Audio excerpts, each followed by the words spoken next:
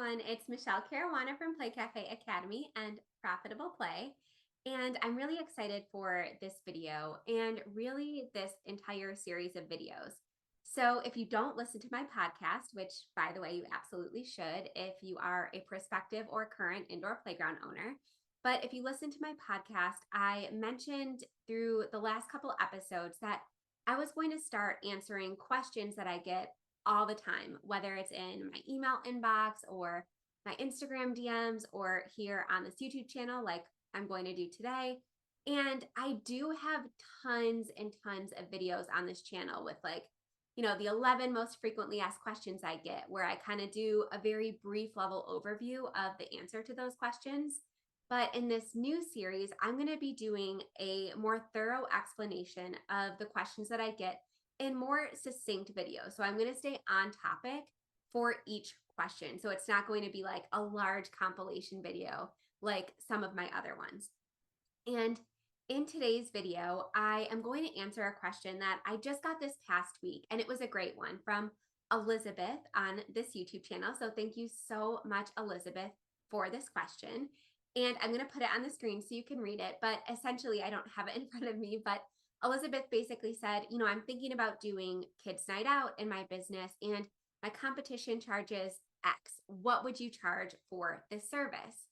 And I have so many thoughts about this, and I already talked about this in my most recent podcast episode, but in this video, we're really going to do the math. And I have my remarkable tablet right here. I'm going to put the math on the screen. So if you already listened to my podcast episode and some of the calculations that I talked about kind of just went like over your head because it wasn't written in front of you, you are me, I am you. I need to see things like spelled out for me to understand them. I'm a very visual learner. So that's exactly what we're going to be doing in this YouTube video today.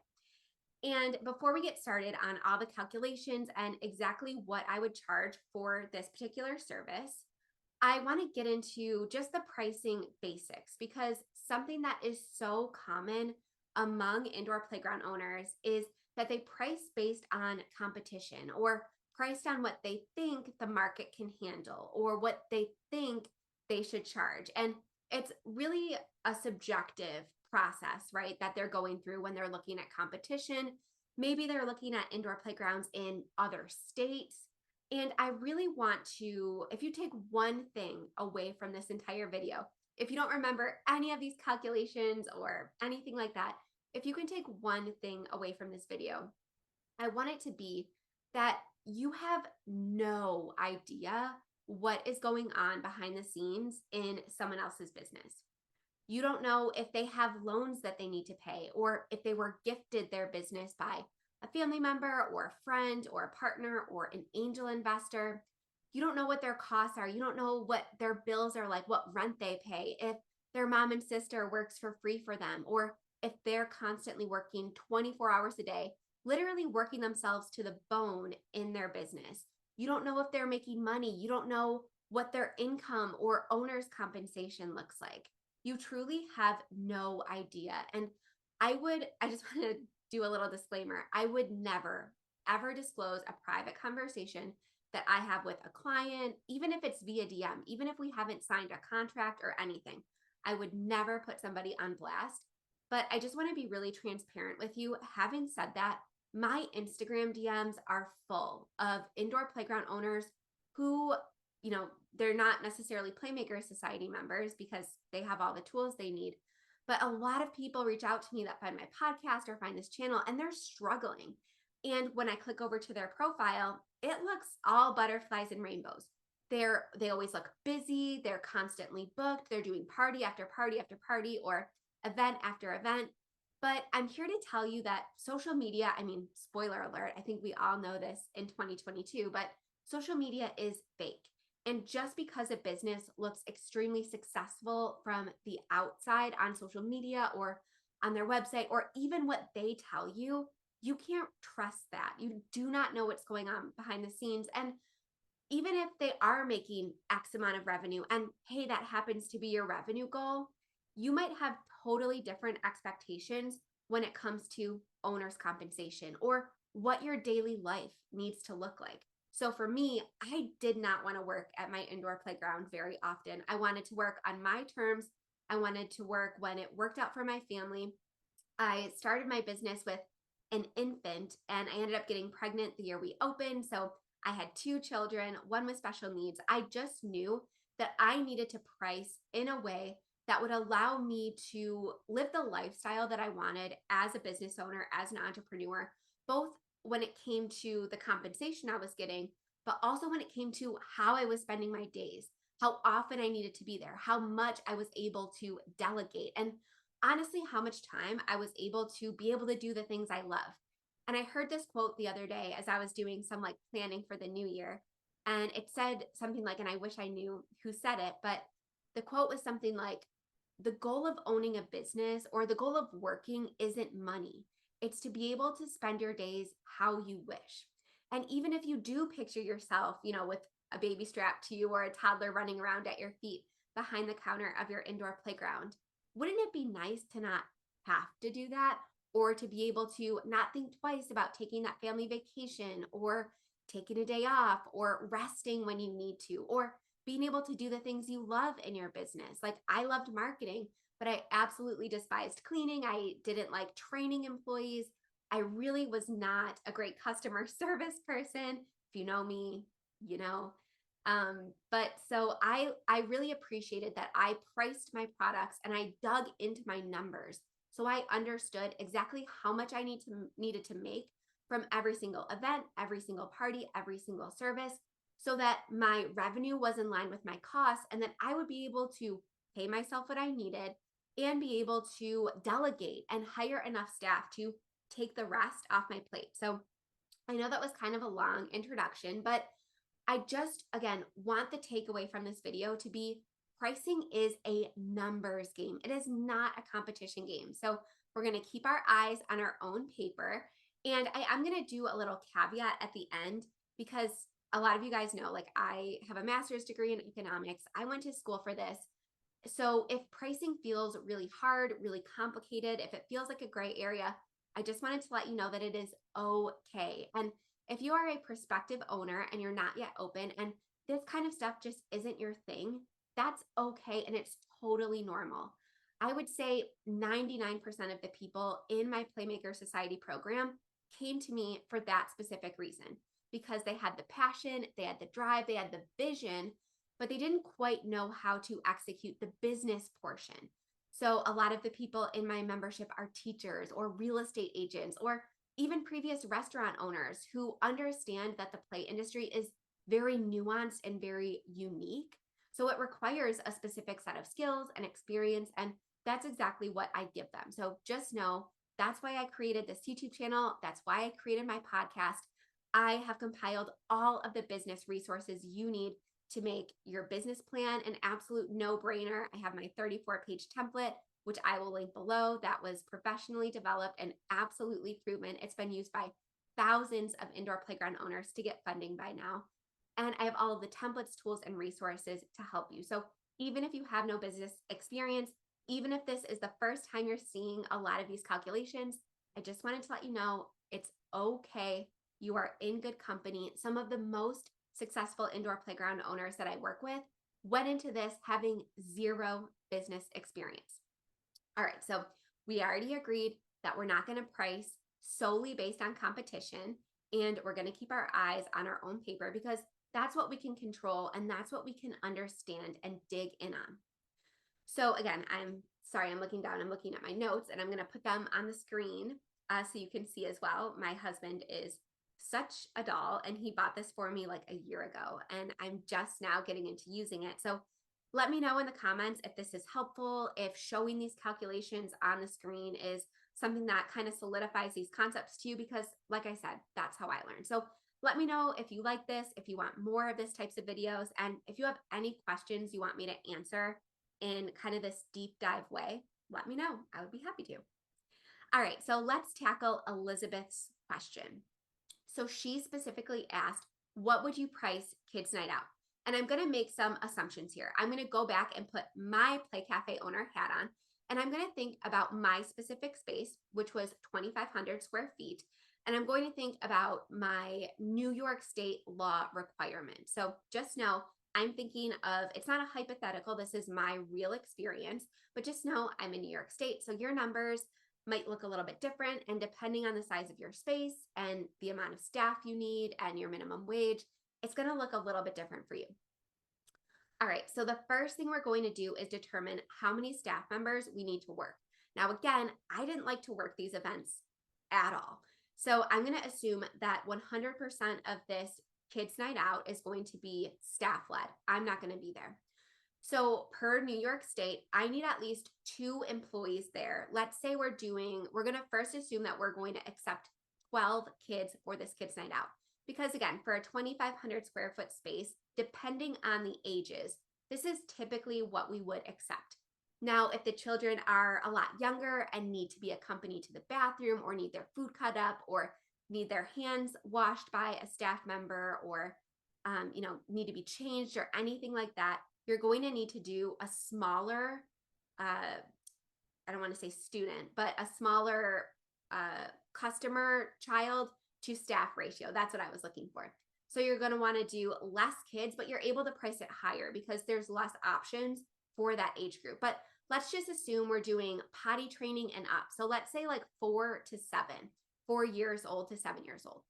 So we could safely and comfortably accept 12 kids between 12 and 15. So I'm going to give you a couple different examples, but we're going to start with 12. So we need 2 employees and they're each going to work a 4-hour shift.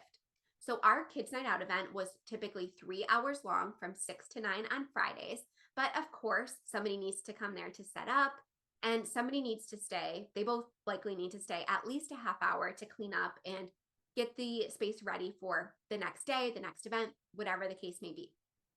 So that means that's 8 hours of labor because we have 2 employees working 4-hour shifts. So in New York State, let's say we're paying $14 an hour because I always like to pay slightly above minimum wage, or we can assume that our employees have been there for a while and maybe they've gotten a raise or two. Again, your minimum wage, your labor rate might be a little bit lower. In New York State, it's crazy high, but let's assume we're paying $14 an hour. So $14 an hour times 8 hours is $112. Now we're going to look at the cost of the event. So let's say we're going to order a pizza and let's say we're going to do a craft, and that's going to be another direct cost. So when you're calculating profit margin, because spoiler alert, that's what we're going to do.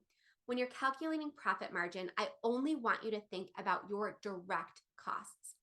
So items that you wouldn't need to pay for if you weren't doing this event. So if Kids Night Out were not happening on that particular Friday night, I wouldn't have staff scheduled, I wouldn't order a pizza, and I wouldn't need to use those specific craft supplies, right?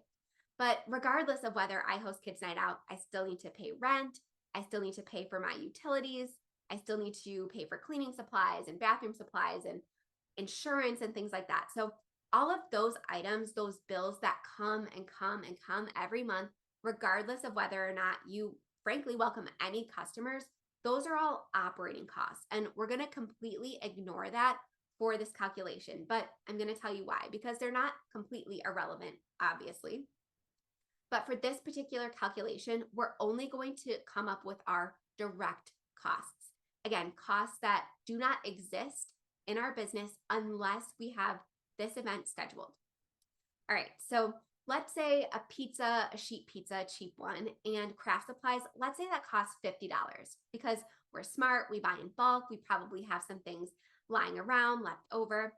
So now we're going to add up our labor cost, which we calculated to be $112, and we're going to add that to our $50.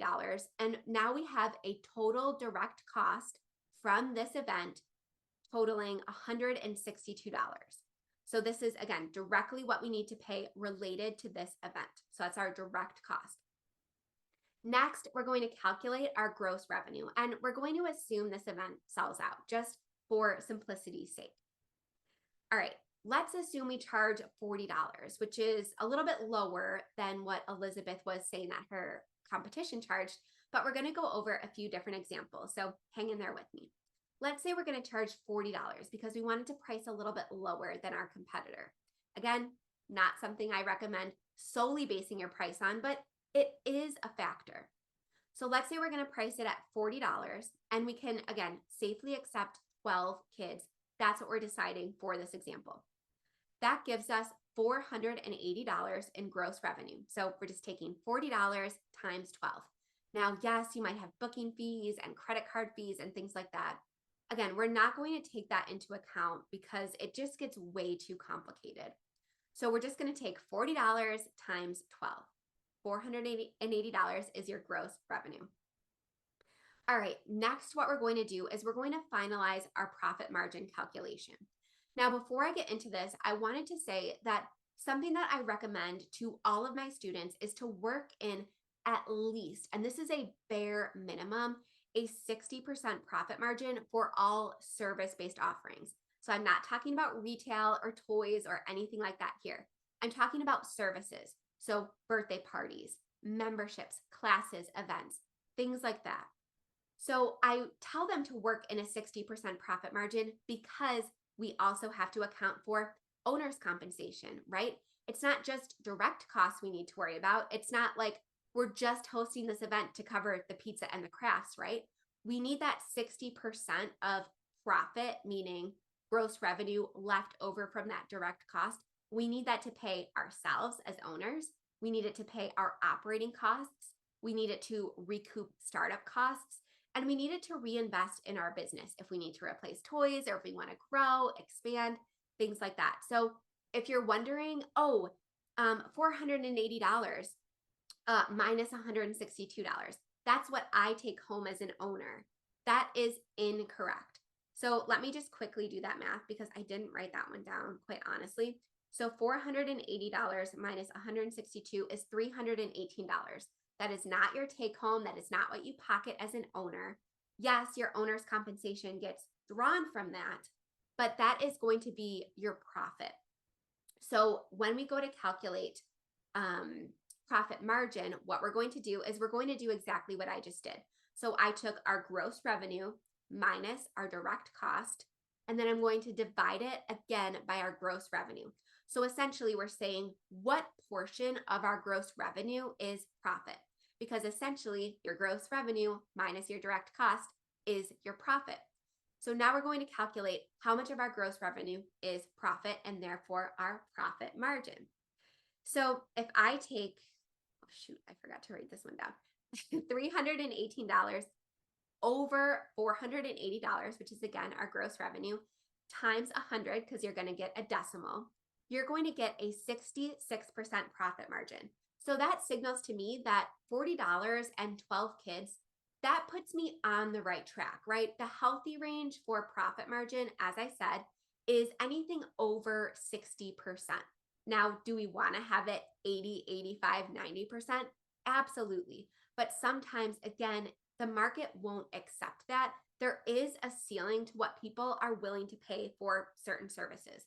Now, as you continue on in your business and you become more popular and your events start booking out more and more, sure, you can raise your prices, you can enjoy a higher profit margin, but especially when you're first getting started, I always find that it's easier to start on the lower side, so closer to 60% profit margin, and then increase prices. Because if you start out at 85% profit margin and you find that people just aren't willing to pay it, and then you kind of backtrack and say, oh, instead of $60, I'm going to charge $40, that kind of signals to people that something's not right, right? Either people aren't booking it, people aren't enjoying it, or something's happening. And that gives them a general sense of unease about your business.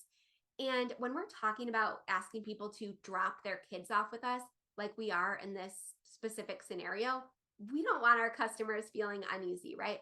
So I'd rather see you start on the lower end, closer to 60% profit margin, and then work your way up. Because if you raise prices for classes, events, drop-off situations, that's going to signal to people that, oh, it's going really well. People must really be enjoying it. There must be a ton of demand for this. And that's going to give them a little bit of urgency to book their ticket at your next kids' night out. So again, it's always smarter to start on the lower side. And if you're wondering where I came up with that 60% number, it's based on over 8 years of experience in the indoor playground industry, rolling my sleeves up, getting down and dirty into the numbers. And this is again, the number that I've used for the past several years. And honestly, it works like a charm. So, all right, we came up with a 66% profit margin, but let's say we want to play around with some of the factors in our calculation to see if we can get that profit margin number even higher. Gotta turn my page. Sorry. I'm still getting used to this thing. All right. Press button to continue. There we go. All right, here we are on page 2. Sorry about that. All right, so again, that gave us a 66% profit margin. So let's say we wanted to charge $45, which is what Elizabeth's competitor charges. Now we're going to take $45, which is the price per ticket, again, times that same 12 number of kids. And now instead of $480 for gross revenue, we get $540. So again, a little bit higher because we raised the price. Next, we're going to do the exact same thing. So we're going to take our direct cost, which is $162, and we're going to subtract that from our gross revenue, which in this case with the higher price is $540. And then we're going to divide that by our gross revenue, multiply by 100, and now we have a profit margin of not 66%, but 70%. So that is a pretty significant difference. But let's say Elizabeth or whoever is pricing this service, again, wants to start on the lower end when it comes to price. What else can she do? Well, I'm glad that you asked. That one worked. All right, so let's, instead of raising the price, let's try and fit in 3 more children. Let's say we tried 12, it was going really smoothly, and your staff's feedback was that, hey, we could easily accept 3 more kids and still be very comfortable with our staff to child ratio. So let's take 15 kids instead of 12 kids for the next kids night out and see what that does to our profit margin. Because again, we still want to keep the price at $40 in this example. All right, so let's take $40 times 15 kids now instead of 12. That gives us $600 in gross revenue. Now, just for example's sake, I usually leave the cost the same, but to be honest, if we're accepting 3 more kids, we need 3 more crafts and we need to feed and provide drinks for 3 more children. So let's say that the cost went up by $10 for these 3 additional kids. So now we're going to take our gross revenue, which in this case is $60. We're going to subtract $172. Again, the cost went up a little bit. And then we're going to divide that by our gross revenue, $600, multiply by 100. That now gives us 71% profit margin. So it's a little bit higher than the previous example. So this is one of those situations where you need to ask your staff, if they don't feel comfortable accepting 3 more kids, then you might need to raise your price if you want to work your profit margin up even higher than 66%. So if your staff says no, then you need to find another way to increase your profit margin. But if they say yes, absolutely no problem, or if your space is a little bit bigger, or if you're planning to be there as well as an owner, then you can get away with, again, accepting 3 more kids, and that's a great way to increase your profit margin. Now, let's say we're going to instead reduce our costs. So another way that you can increase your profit margin is scaling back your offer. So let's say we're going to do pizza still, but we're not going to do a craft. We're just going to play, have pizza, and watch a movie. So the big activity is now instead a movie, it's not a craft. So we're able to save something small, like $12 on the overall cost of the event. So let's go back to our original example. Let's say we're charging $40, again, original example, and we're taking 12 kids. That's, again, $480 in gross revenue. But now let's say our costs are $150 instead of $162. Let's see what that cost saving does to our profit margin. So again, 480 minus 150 over 480 times 100, that gives us 69% as a profit margin. So very, very comparable to the past 2 exercises where we increase the price and increase the number of children that we were accepting. So again, this is where it really gets specific with your individual business. And you can do plenty of other things as well, right? You could raise prices and accept more kids and reduce costs. Then your profit margin might be all the way in the 80s. I didn't do that example because, again, I think it's best to change one factor at a time, see how it goes, and then try something else, try another combination of strategies based on how those results went. And something that I want you to keep in mind here as well is that I mentioned it before, but it's very important to involve your staff in these decisions. You don't need to share exactly how much money you're making or exactly how much an event costs or what the profit margin you're aiming for is. You don't have to get in that amount of detail with them. But again, I would highly recommend asking them, hey, what do you think about taking 3 more children? Or, hey, what do you think about a movie instead of a craft and doing like popcorn instead of the snack that we were doing previously? I highly recommend involving the people who are in the trenches executing these events, what their opinion is, because they may have thought of things or cost saving opportunities or alternative ideas that you didn't even think of as an owner. Because again, maybe you're not there as much as them actually putting this stuff into practice. And if you saw my conversation with Tiffany about hosting character events, that was one of my big takeaways is that she interviews her staff after every single event, asks them how it went, asks them what they would do to change it, how it could run more smoothly. And that feedback is a major driver in her business. And it's how she improves for the next event. So, yes, she gets customer feedback, of course, but she takes her staff and employee feedback just as seriously and implements their suggestions whenever possible, just as much as she does her customers. So, I think that's really, really smart. And if you haven't watched that conversation, go back and watch it. It's one of my videos not too long ago.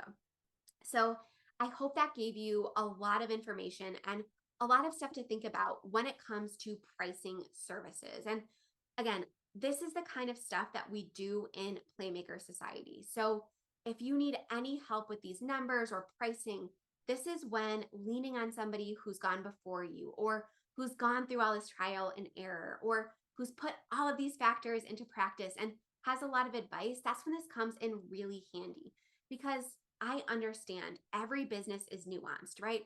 Every business is a different size, has a different focus, can accommodate different ages. The owner works different hours in every single business. So that's exactly why I created my course and my Playmaker Society membership because that's where the owners take everything they learned in the foundation course, Play Cafe Academy. And this is where we, again, roll up our sleeves and do the work. And we put all of this stuff into focus with our specific situation.